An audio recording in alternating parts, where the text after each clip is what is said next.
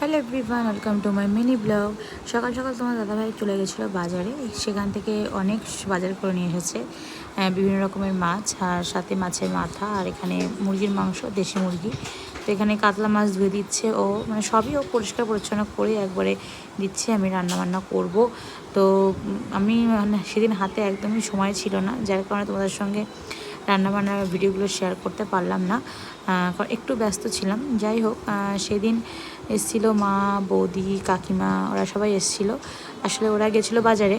বাজার থেকে ফেরার সময় অনেক সকাল সকালে বাজারে এসেছিলো। তো আমি বললাম যে বাড়িটা না গিয়ে এখানে আসো, এখানে এসে সারাদিন থাকো, সন্ধ্যাবেলা বাড়ি চলে যেও। আর ওরা আসলে মানে আমার তো ভালো লাগেই, পাশাপাশি আমার বাবুরাও ভীষণ খুশি হয়। আর দীঘা থেকে ফিরে আসার পর থেকে তো সেরকমভাবে আমিও এই বাড়িতে যেতে পারিনি। তো অনেক দিনই যাওয়া হয় না। একটু মানে 15 দিন হয়ে গেলেই মনে হয় যেন অনেক দিন যাওয়া হয় না, অনেক দিন যাওয়া হয় না। হয় ওরা আসে, নাই আমি যাই, এরকমই হয়। ভালো লাগে এটা। বাবার বাড়িতে যারা যাওয়া আসা করো তারা খুব ভালোভাবেই জানো। যাই হোক, ওরা বাজার থেকে কী কী শপিং করেছে সেসবগুলো একটু দেখছিলাম আর কি। এখানে বিভিন্ন রকম শপিংই রয়েছে সবার আর কি, কাকিমার, তারপরে বৌদিদের, মায়ের।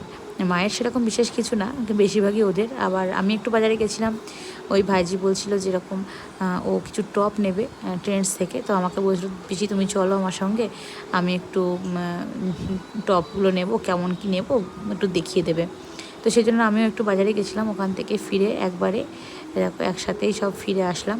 এসে ওরা শাঁখা কিনেছে, তারপরে ওই বৌদি ওর মানে ওই ভাইজির জন্য কানের কিনেছে, আংটি কিনেছে, আর কাকিমা আলমারি কিনেছে, নানান রকম আর কি শপিং হয়েছে।